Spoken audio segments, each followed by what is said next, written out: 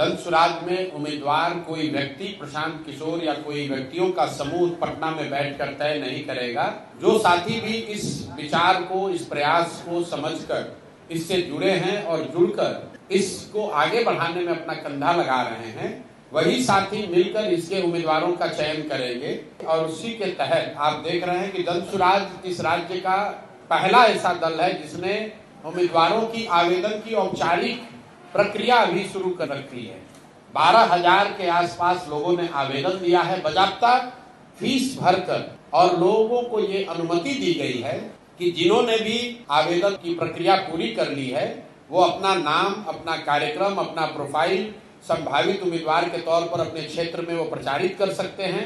और अब जन सुराज की जो केंद्रीय चुनाव समिति है उस व्यवस्था के तहत अगले 4-5 महीनों में उन सभी साथियों का जो अपने आप को संभावित उम्मीदवार बता रहे हैं या जिन्होंने आवेदन दिया है उनका मूल्यांकन होगा।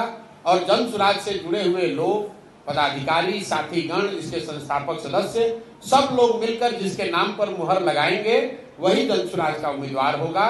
उसमें कोई धन बल का प्रयोग नहीं, कोई अंडर द टेबल डीलिंग नहीं। जन सुराज में कोई आपको नहीं कह सकता है कि हमने पैसे के आधार पर टिकट ले गया या पैरवी से टिकट ले गया।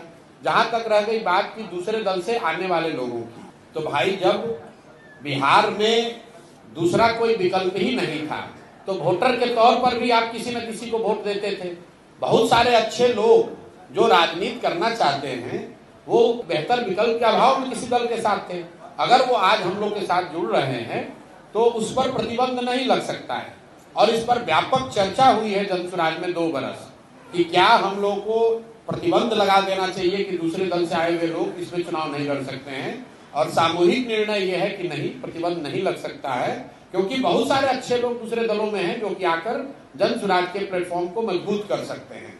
लेकिन जो बात मैंने कही है कि बिहार में कोई 1200-1250 परिवार के लोग ही पिछले 30-35 वर्ष में सांसद विधायक बने हैं, उसको ध्यान में रखते हुए ये तय किया गया है कि ज्यादातर कैंडिडेट जो चुनाव लड़ेंगे वो राजनीतिक पृष्ठभूमि वाले ऐसे लोग नहीं होंगे जो पहले से जिनके परिवार या उनके परिवार के सदस्यगण चुनाव लड़ते रहे हैं।